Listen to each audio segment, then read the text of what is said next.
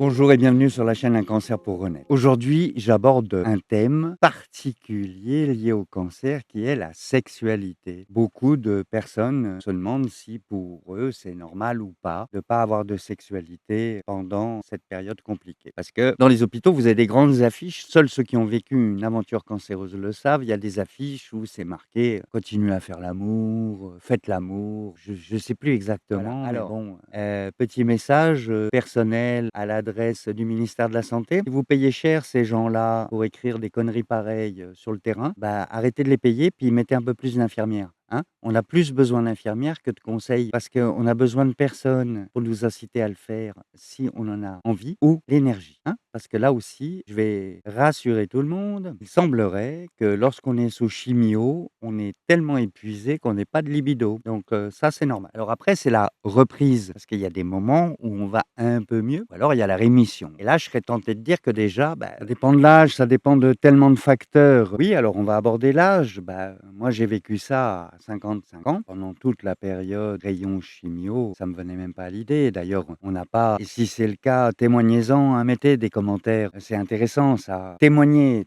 laissez des commentaires. Dites-moi, moi, par exemple, pas d'érection, pendant tout le temps des soins, mais même pas, le phénomène de la béquille du matin. Rien du tout, quoi.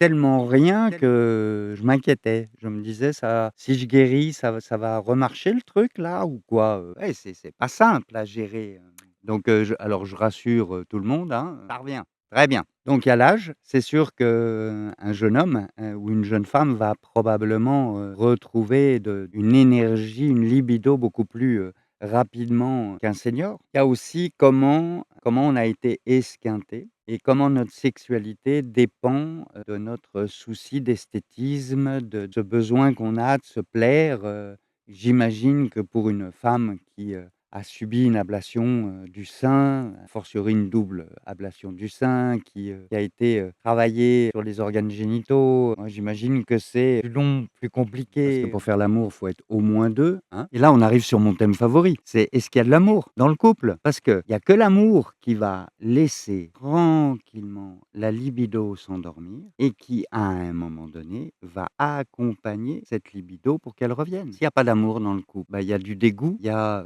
de la trahison, il y a du départ. Témoignez, dites-moi comment ça se passe chez vous? Moi, j'ai retrouvé une sexualité, plus fine, plus qualitative, plus douce, peut-être plus amoureuse, je sais pas. En tout cas, en ce qui me concerne, ça a été une parenthèse de non-sexualité et ensuite tout redémarre, tranquillement, je rassure, tous les hommes. Les plus inquiets, j'imagine, sont les seniors atteints d'une problématique à la prostate. Il y aura une vidéo sur, le cancer de la prostate, donc j'imagine que ceux-là sont les plus inquiets. Là, j'ai pas de réponse, je sais pas comment les rayons ou une intervention chirurgicale va avoir une incidence locale sur la prostate et donc sur la sexualité, du gars. Là mais là aussi, témoignez, dites-moi, s'il y a des gars qui ont été, traités d'un cancer de la prostate et qui retrouvent une belle érection, témoignez, redonnez de l'espoir à ceux qui sont en souffrance. Je vous embrasse tous. Allez, on y croit, on s'en sort.